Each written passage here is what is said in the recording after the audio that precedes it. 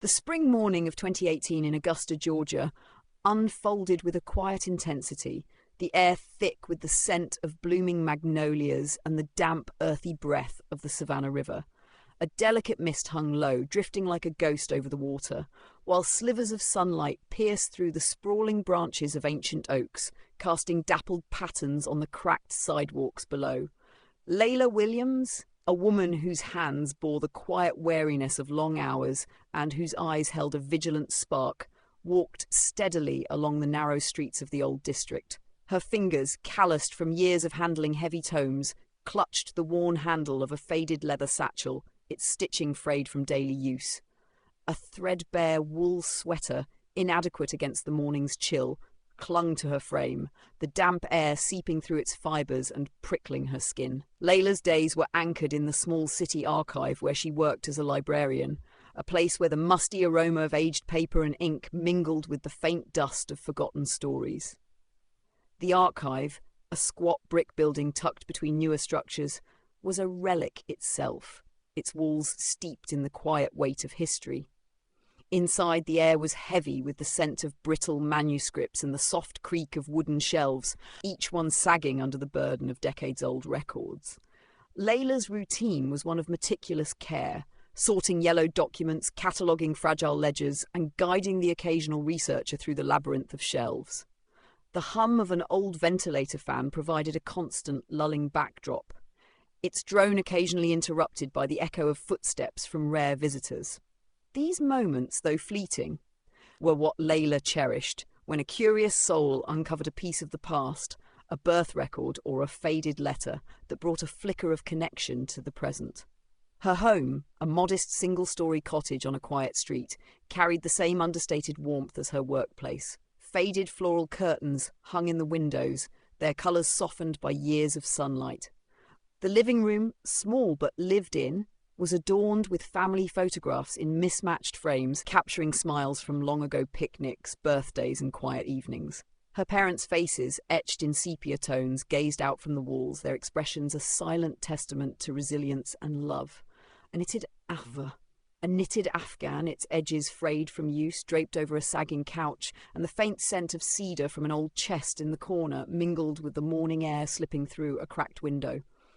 Leila often sat there in the evenings, her fingers tracing the outlines of those photographs, her thoughts drifting to dreams of revitalizing the archive into a vibrant hub for the community, a place where stories could breathe again.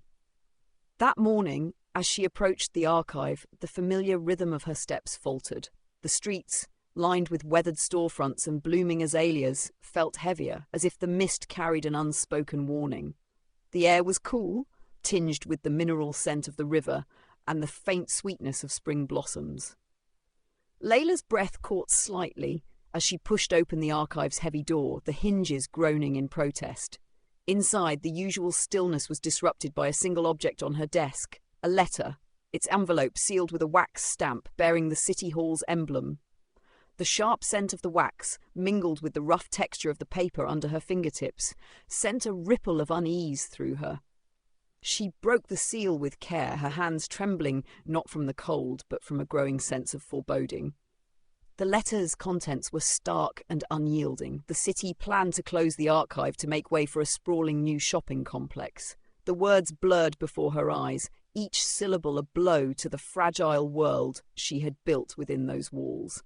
Her heart constricted, as if a book had been slammed shut mid-sentence, its pages crumpling under the force. The archive, with its creaking floors and dusty corners, was more than a workplace. It was a sanctuary, a keeper of stories that tethered the community to its roots. The thought of its destruction, replaced by the sterile gleam of a commercial plaza, felt like a betrayal. Leila stood motionless, the letter still in her hands, its edges biting into her palms. The faint hum of the ventilator seemed louder now, a mechanical pulse underscoring the silence that followed her reading. Outside, the mist thickened, cloaking the city in a veil that mirrored her uncertainty. The magnolias, their petals heavy with dew, swayed gently in the breeze, indifferent to the turmoil stirring within her. Leila's dreams, once vivid with plans for the archive's revival, now seemed to fray like the edges of her satchel, unravelling under the weight of a future she could not yet grasp. The world she knew, built on the quiet rhythm of her days, was beginning to crack, its seams splitting like the worn pages of the books she so carefully tended. The archive, once a sanctuary of quiet purpose, had transformed into a hollow arena of anxious anticipation. Its towering shelves, laden with books and manuscripts, loomed like the walls of a crumbling fortress, their once sturdy presence now fragile under the looming threat of change. Leila Williams, whose hands had grown accustomed to the delicate task of turning brittle pages, found her fingers instead fidgeting with the frayed hem of her wool sweater, the coarse fabric catching against her skin, as she pored over the latest notices pinned to the archive's bulletin board.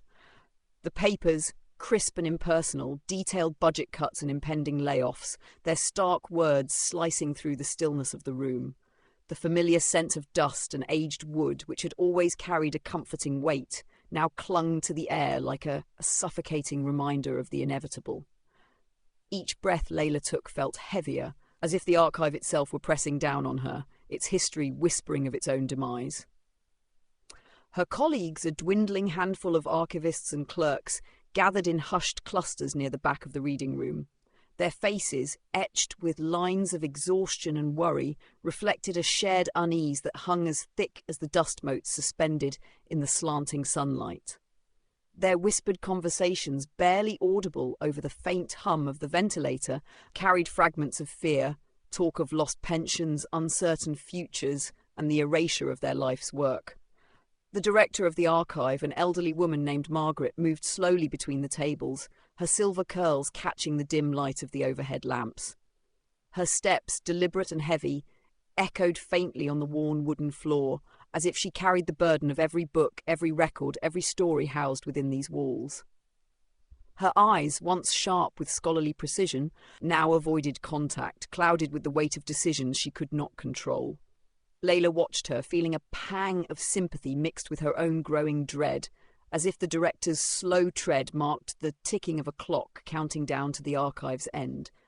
Leila's thoughts drifted to the years she had spent in this place, each memory as vivid as the scent of ink and paper that permeated the air. She recalled the quiet satisfaction of restoring a tattered ledger, the soft rustle of pages as she uncovered a handwritten note tucked between them, or the rare moments when a visitor's eyes lit up upon finding a long-lost family record. Those moments had been her anchor, small victories that made the long hours worthwhile. Now they felt like ghosts, fading into the shadows of the shelves, dissolving like ink washed away by a sudden rain. The archive had been more than a job. It was a keeper of truths, a tapestry of lives woven through generations, and the thought of its loss twisted in her chest like a knot pulled too tight. She stood at her desk, the letter from City Hall still tucked in her satchel, its words burned into her mind. The sterile language of progress, redevelopment, economic growth, felt like a betrayal of the stories she had sworn to protect. When the workday ended, Leila left the archive and walked home through the streets of Augusta, the evening air cool and heavy with the scent of damp earth and blooming jasmine. The city seemed to hum with its usual rhythm, cars rolling past, the distant murmur of conversations from open windows. But to Leila, it felt distant, as if she were moving through a world that no longer recognized her. Her cottage welcomed her with its familiar stillness, the creak of the front door a soft greeting. Inside, the living room was bathed in the faint glow of a single lamp, its light catching the edges of the faded photographs on the walls. She lit a lavender-scented candle, its gentle fragrance curling through the air, a fleeting attempt to soothe the turmoil in her mind. Sitting on the sagging couch, she ran her fingers over the knitted afghan, its texture grounding her as her thoughts spiraled. The injustice of the archive's fate gnawed at her. Why should their labour, their legacy, the stories of countless lives be discarded so easily, swept aside for the promise of profit? As night deepened, Leila stood at her window, parting the worn curtains to gaze at the sky. The stars, faint through the city's glow, flickered like distant memories. She thought of her parents, whose faces smiled from the photographs, their lives etched in the struggles and triumphs that had shaped her own. Her father's stories of resilience, told in the quiet evenings of her childhood, echoed in her mind, urging her to fight for what mattered. Yet doubt crept in, as cold and persistent as the breeze slipping through the cracked window. Could she, one woman against the machinery of bureaucracy, really change anything? The scent of lavender grew faint, swallowed by the musty air of the cottage, as if her resolve were not enough to hold back the weight of reality. Leila's heart, once steady, now wavered, caught between the whispers of the past and the chilling uncertainty of what lay ahead. The following week, Leila found herself walking through the rain-soaked streets of Augusta, her boots splashing softly in puddles that mirrored the heavy grey sky above. The air carried the sharp tang of wet asphalt blended with the fleeting sweetness of cherry blossoms, their petals scattered like fragile promises across the sidewalks. Her destination was the local community centre, a weathered building with peeling paint and sagging eaves, its exterior bearing the scars of time and neglect. Inside, the air was warm and thick, with the mingled scents of human presence and the faint, bitter aroma of coffee poured into plastic cups. The centre's wooden floorboards, warped by years of humidity, creaked underfoot, and the musty smell of damp timber clung to the walls, a reminder of the building's age. Leila's sweater, still damp from the drizzle, clung uncomfortably to her skin, but the warmth of the crowded room began to thaw the chill that had settled in her bones. The gathering was a mosaic of faces, teachers with tired eyes, factory workers with calloused hands, pensioners whose lined faces spoke of decades lived in this city. They filled the folding chairs arranged in uneven rows, their presence a quiet rebellion against the archive's looming fate. Leila stood near the back, her satchel clutched tightly, its worn leather a familiar anchor. The room buzzed with a low hum of anticipation, the collective weight of shared purpose palpable in the air. A man named Caleb, his broad shoulders stooped from years of manual labour, stood at the front, his hands rough and scarred from work on the river docks. His deep voice carried a quiet authority, resonating through the room as he spoke of the archive's importance, its role as a guardian of their community's memory. His words, steady and unyielding, struck Leila like sparks falling on dry kindling, igniting a dormant strength within her. She felt a stirring in her chest, a flicker of something she had not felt in years, a resolve that burned brighter than the fear that had haunted her since the letter from City Hall. Leila's thoughts drifted to her father's stories, told in the soft glow of their cottage's living room when she was a child. He had spoken of marches and protests, of people who stood against systems that sought to erase their voices. Those memories, vivid as the sepia-toned photographs on her walls, began to weave themselves into a new pattern, one that urged her to act. The scent of aged paper and ink, so familiar from her days in the archive, seemed to linger in her mind, grounding her in the stories she had spent her life preserving. She thought of the names etched in old ledgers, the letters folded carefully in dusty files, each one a thread in the tapestry of Augusta's history. The idea of those stories being buried beneath the concrete and glass of a shopping complex twisted in her gut a visceral rejection of the city's plan. As the meeting continued, the room grew warmer, the air thick with the scent of coffee and the faint musk of damp clothing. Leila's fingers, accustomed to the delicate task of turning fragile pages, now twitched with a restless energy. She found a seat near a cracked window, the cool draught mingling with the warmth of the room, and pulled her satchel onto her lap. Inside was her father's old notebook, its pages yellowed and edges curling, filled with his handwritten notes from years past. The faint smell of ink rose as she opened it, a quiet reminder of the lessons he had imparted, lessons of courage, of standing firm in the face of loss. The meeting stretched into the evening, the sky outside darkening to a deep indigo, the rain reduced to a soft patter against the windows. Caleb's voice faded, replaced by others who shared stories of what the archive meant to them, a place where children learned their roots, where elders found echoes of their youth, where the past lived on in fragile, tangible form. When Leila returned home, the familiar creak of her cottage's door greeted her, the sound a small comfort against the weight of her thoughts. The living room was bathed in the soft glow of her lamp, its light catching the edges of the photographs on the walls. She lit her lavender candle, its scent curling through the air, a fragile attempt to calm the storm within her. Sitting at her small desk, she opened her father's notebook again, her fingers tracing his slanted handwriting. Inspired by the resolve she had felt in the community centre, she began to draft a petition, her pen moving with purpose across a fresh sheet of paper. The act of writing, so familiar from her work in the archive, felt different now, each word a small act of defiance, a stitch in the fabric of resistance. The scent of ink and the texture of the paper grounded her, tethering her to the past she sought to protect.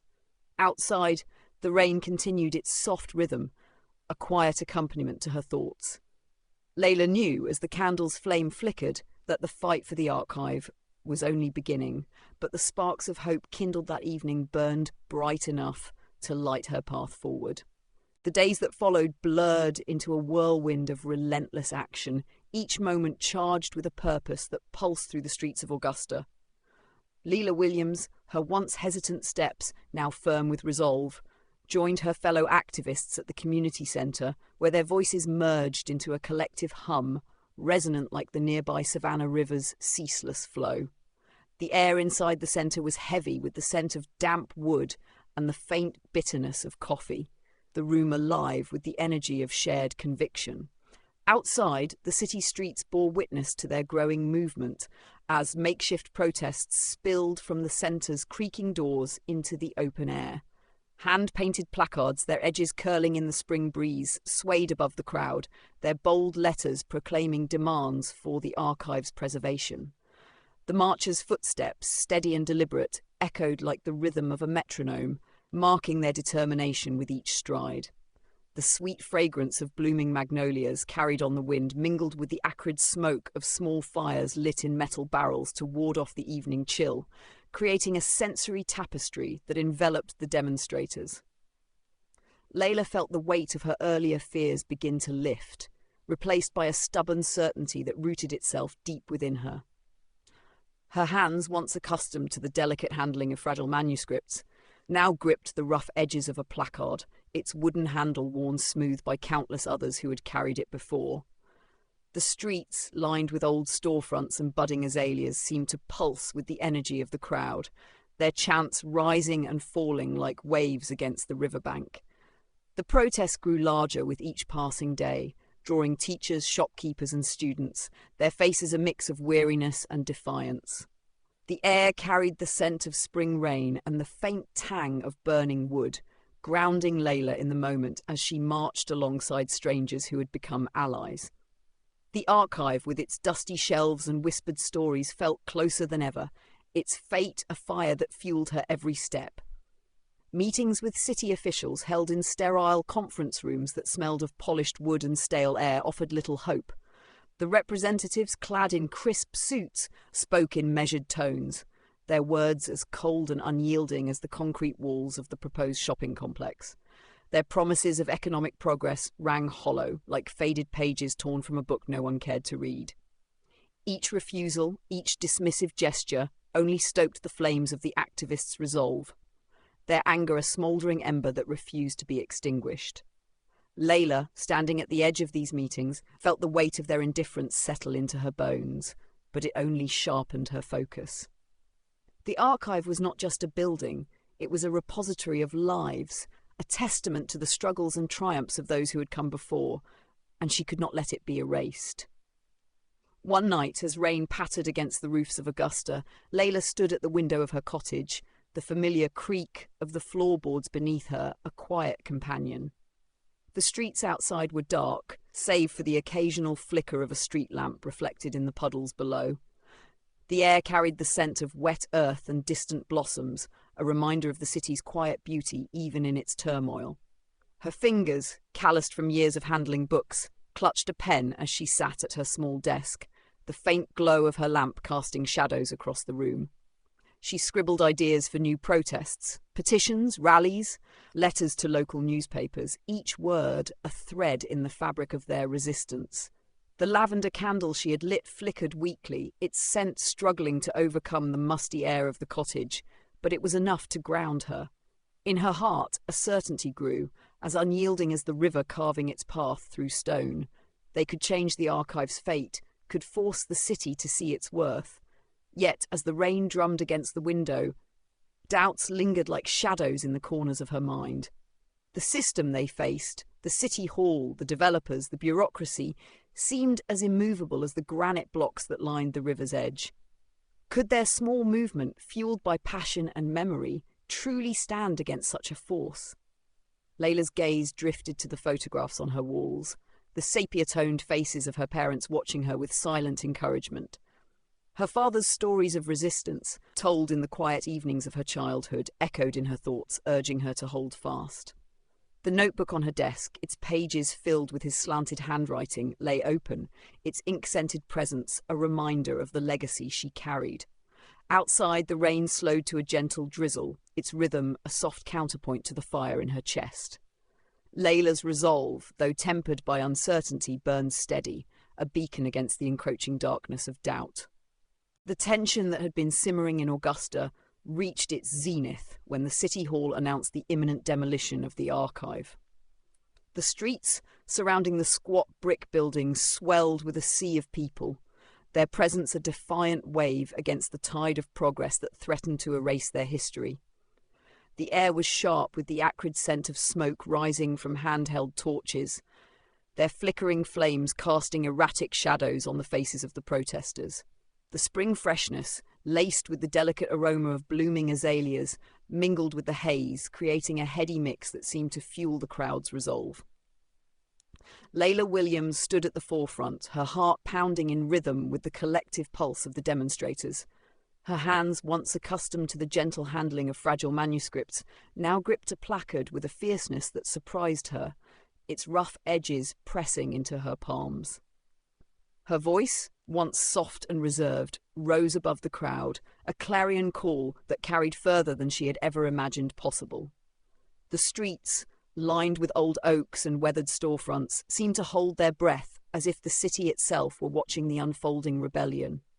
The protesters moved as one, their footsteps a steady drumbeat against the pavement, echoing through the evening air. The torches they carried cast a warm glow, their light reflecting in the puddles left by an earlier rain, creating a mosaic of fire and water. Leila's sweater, still damp from the day's humidity, clung to her skin, but the heat of the crowd warmed her, a tangible reminder of the solidarity that bound them. The archive loomed behind them, its brick facade a silent witness to their fight, its windows dark but holding the weight of countless stories within. The thought of those stories, letters, diaries, records of lives long past, being crushed beneath the rubble of a shopping complex fueled Leila's determination, her resolve a fire that burned brighter with each step. The crowd's chants, rising and falling like the river's current, filled the air, their voices a chorus of defiance that drowned out the distant hum of the city. As the protest reached its peak, a figure emerged from the edge of the crowd, his presence cutting through the chaos with a quiet authority.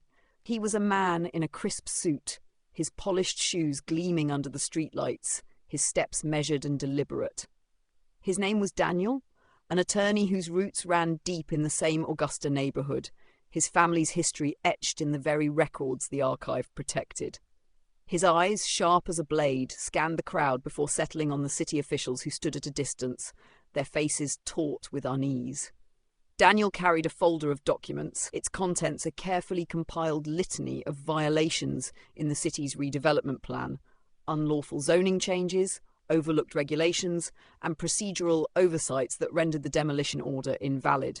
His arrival was like a spark in dry grass, igniting a surge of hope that rippled through the protesters. Leila felt it in her chest, a sudden lightness that countered the weight of weeks spent battling despair. The community centre, where the activists reconvened after the protest, was alive with a new energy.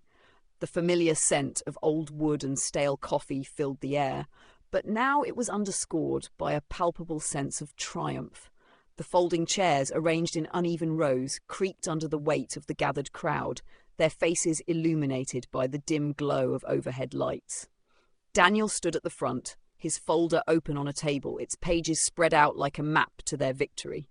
The documents, with their precise legal language, were a lifeline, a tangible proof that their fight was not in vain.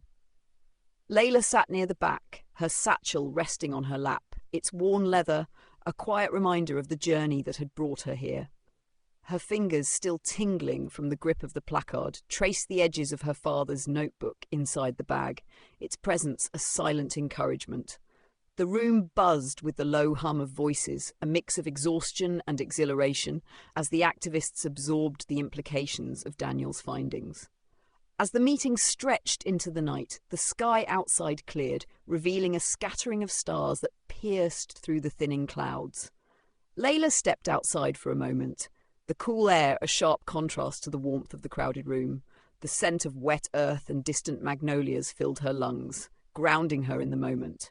She gazed upward, the stars flickering like the stories she had sworn to protect, each one a small light against the vast darkness. Her resolve, tempered by weeks of doubt, had crystallized into a force she could feel in her bones, a strength capable of moving mountains. The archive, with its dusty shelves and fragile pages, was more than a building. It was a testament to the lives that had shaped Augusta, and Leila knew their fight had changed not only her but the entire community. The night air carried a quiet promise, a whisper of possibility that lingered as she returned to the centre, ready to face whatever came next. Summer descended upon Augusta, its golden warmth spreading across the city like a soft blanket, carrying the scent of freshly cut grass and the faint sweetness of blooming honeysuckle. The archive, once teetering on the edge of destruction, had been saved through the relentless pressure of the community and the legal triumph that exposed the city's flawed plans. The City Hall, faced with mounting public outcry and undeniable evidence of misconduct, had relented, allocating funds to restore the aging brick building to its former dignity.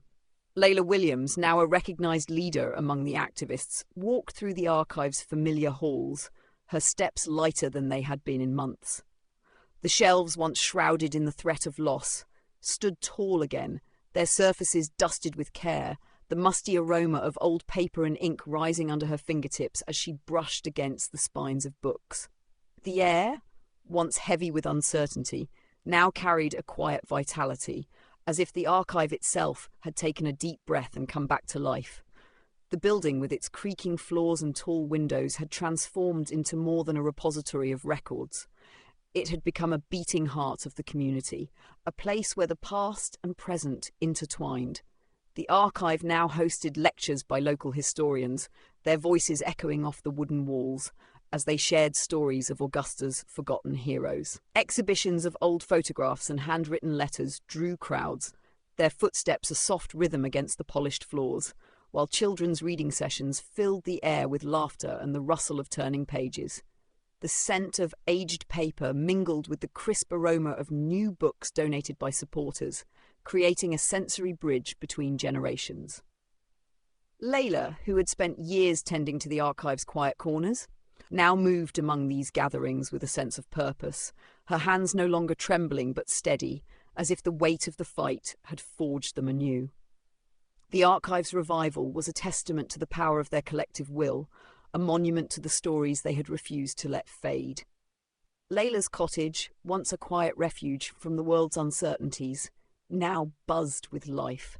Friends and neighbours gathered there, their voices filling the small living room as they discussed plans for the archive's future and other community projects. The familiar creak of the front door became a welcoming sound, heralding the arrival of allies who had stood beside her in the protests. The air carried the soothing scent of lavender from candles she lit each evening, their flickering flames casting soft shadows across the walls.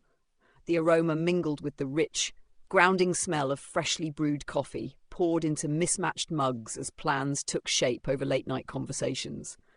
The photographs on her walls, their sepia tones softened by time, seemed to glow with a new warmth, as if the faces of her parents and siblings were smiling wider, bearing witness to her transformation. The knitted afghan, draped over the sagging couch, felt softer under her touch, a quiet reminder of the comfort found in perseverance. Leila and Daniel, the attorney whose timely intervention had turned the tide, had forged a partnership born of their shared victory. Together, they established a foundation to support local historical projects, ensuring that the archive's revival was only the beginning. The The Foundation's meetings, held in the community centre's weathered rooms, were filled with the same energy that had fueled their protests. The air thick with the scent of old wood and the faint tang of ink from freshly printed flyers. Their efforts had woven the community closer together, transforming disparate voices into a harmonious chorus that resonated through Augusta's streets. The city, once indifferent to the archive's fate, now seemed to hum with a newfound respect for its history, its rhythm marked by the soft footsteps of those who visited the archive to uncover their roots. In the evenings, Leila often sat on her cottage's porch, the worn wooden boards creaking beneath her as she gazed at the Savannah River. The water, shimmering under the starlight, reflected a constellation of flickering lights, each one a mirror to the stories she had fought to preserve. The air was warm, carrying the scent of riverbank moss and distant blossoms, a quiet symphony that soothed her soul. Her heart, once constricted by fear and doubt, now beat in rhythm with the hope that had taken root within her. The archive, with its fragile pages and enduring truths, stood as a symbol of their victory, a beacon for a community that had found its voice. Leila's thoughts often drifted to the future. New exhibitions, community workshops, and the children who would grow up knowing their history. The river's gentle current seemed to carry her dreams forward, its surface a canvas for the stories that would never be forgotten, woven into the fabric of a community reborn.